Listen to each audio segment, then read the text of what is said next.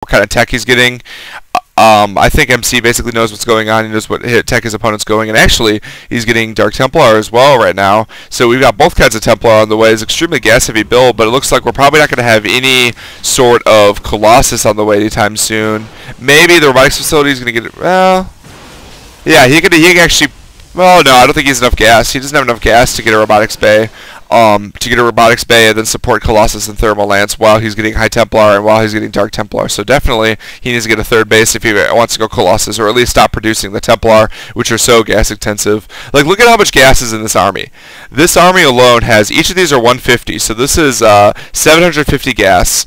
This is 500 or 400 gas, and then this is, well, I mean, it was 50 gas. So, you know, that's like over 1,000 gas. That's a really long time to be able to generate 1,000 gas. If he lost that little army right there, it would take a very long time to rebuild. Meanwhile, we see Zealots just running around. The Phoenix needs to be controlled a little bit better, although looks like it was not able to be fungal growth, and it's dead. Goodbye, Phoenix. You served your duty well, even though he just left you out to dry. We do see a macro hatchery here.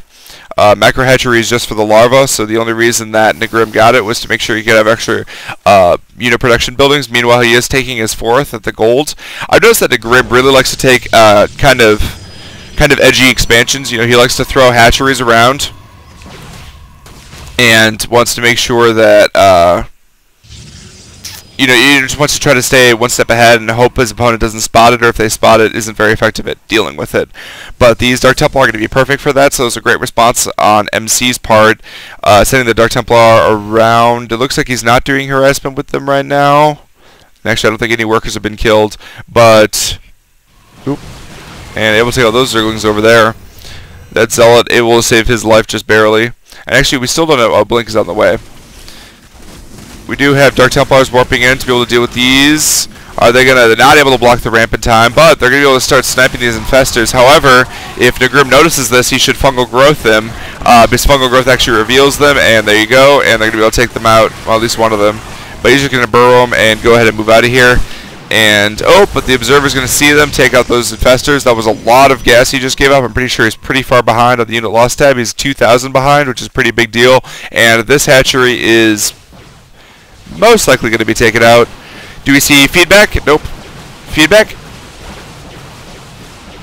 Nope, there's a feedback. Dark Templar taken out.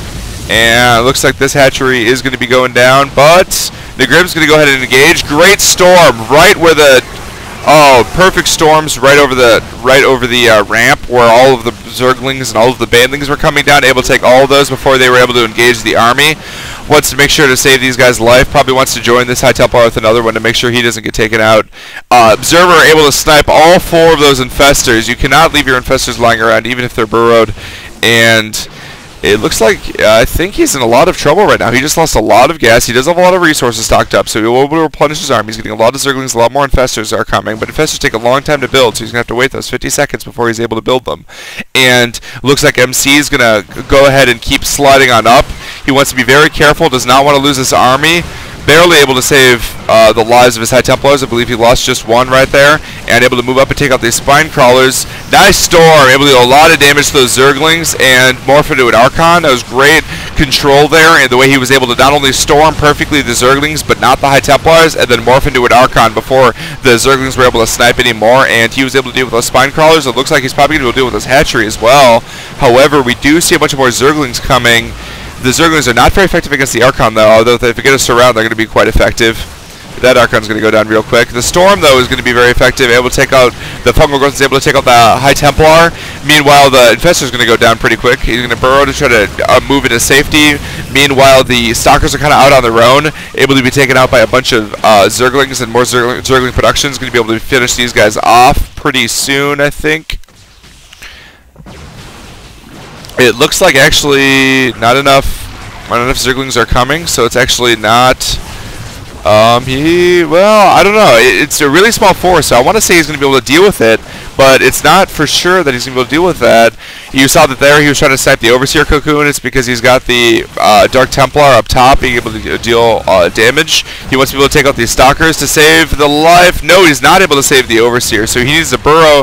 He needs to burrow these drones to make sure to try to save their lives, and he needs another Overseer up here right away to be able to deal with the Dark Templar, or at least build another Spine Crawler or something. He needs to be able to deal with something. And I think he's actually way behind in the economy right now.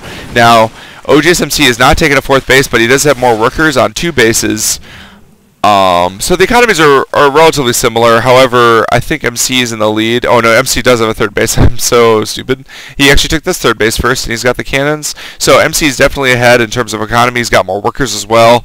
And they got the same number of bases, so he's definitely ahead. He's getting even more High Templar. He's got more forces. There's another round of forces, and I don't think Naugrim's going to be able to hold this off, especially with good feedback. Nice feedback right there. Actually, the feedback, he should drop, the Overseer should drop changelings to be able to prevent any sort of forces from, to prevent any feedback from just being able to take him out in one shot, or put him on such low health that he'd be able to be sniped so that the Dark Templar can reign in supreme. Now, we're going to see some feedbacks pretty soon. There you go, feedback on that guy. And on all of the infestors as well. Infestors barely able to lay the little cargo. And actually, he should probably stop getting infestors. It seems like he's getting more and more, but MC's control is just too good on these. High Templar, able to get the feedbacks off and deal a lot of damage and be very effective. Meanwhile, we do see 8 High Templars. A lot of High Templar are going to be able to storm all of these drones. All of these drones are going to die. If he gets one storm off, you got to storm the drones. Storm them, storm them. Nope, he was forced to turn them all into Archons because of the existence of the probes behind them. But look at all those Dark Templar taking all those drones out. Meanwhile, it looks like he's going to be knocked down to 2 bases. That's not a good thing for Naugrim. He's certainly falling behind, and he's probably just going to actually GG at any point in time in this game. I think he's probably just going to be taken out because his army is not looking very scary right now. Meanwhile, there are a lot of Dark Templars and a lot of Archons. Archons are extremely good against Zerg, especially with the recent buffs, which increase their range and made them massive units. That's not really that big of a deal. But we do see some fungal growths, so fungal growths are not going to be too effective. Banling's able to take out a lot of Dark Templars, though. That was pretty effective. However, there's no longer any form of spotting the Dark Templars, so the Dark Templars are going to move in, deal a lot of damage. Dark Templar has a very high DPS. We do see an Overseer who's able to spot the Dark Templar, but Naugrim realizes that he's way behind in this game. He's going to go ahead and GG out of this game. So MC able to take Game 3, the 3rd and final game from the DreamHack. I believe the DreamHack Invitational, I think it is.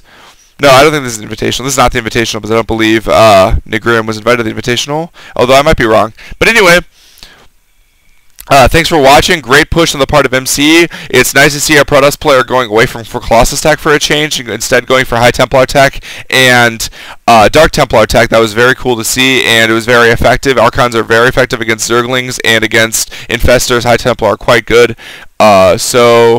It was an absolutely terrific push. Great job on the part of MC, and great job from Naugrim for beating MC in one of the games. And this is PG on Milncraft signing off.